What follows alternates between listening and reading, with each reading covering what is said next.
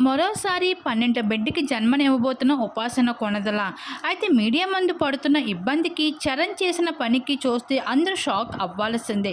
Mega ఇంట్లో మగవాళ్ళ కన్నా ఆడవాళ్ళు ఎక్కువ మంది ఉన్నారు. ఆడవాళ్ళ హాస్టల్‌లాగా ఉంది అంటూ చిరంజీవి గారు ఆడిన మాటలపై ఇంకా ఉపాసన కొణిదెల సెకండ్ ప్రెగ్నెన్సీపై నెటిజన్స్‌కి అయితే ఆసక్తి పెరుగుతూ వచ్చేసింది. అలాగే ఇంకా చిరంజీవి గారు రెండవ బిడ్డ మగబిడ్డ కావాలి అంటూ, చరణ్ లాంటి వంటి కావాలి అంటూ చెప్పుకుంటూ వచ్చారు. ఆ మాటలపై అయితే నెటిజన్స్ ఎంతగానో ఆగ్రహం వ్యక్తపరుచుకున్నారు.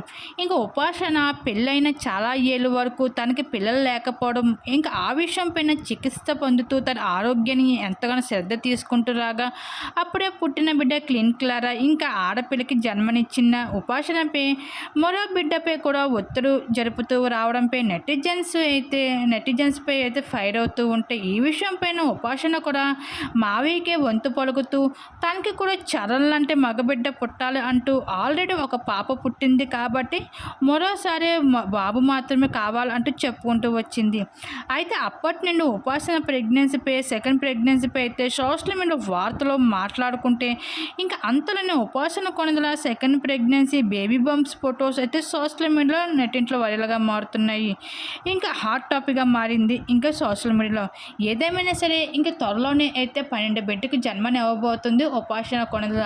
అయితే మెగా ఇంట్లో వారసుడు రాబోతున్నారా, లేకపోతే ఈసారి కూడా పాప పుట్టబోతుందా? మీరెవరు అనుకుంటున్నారు? మీ అభిప్రాయం తప్పకుండా కామెంట్ సెక్షన్లో షేర్ చేసుకోండి.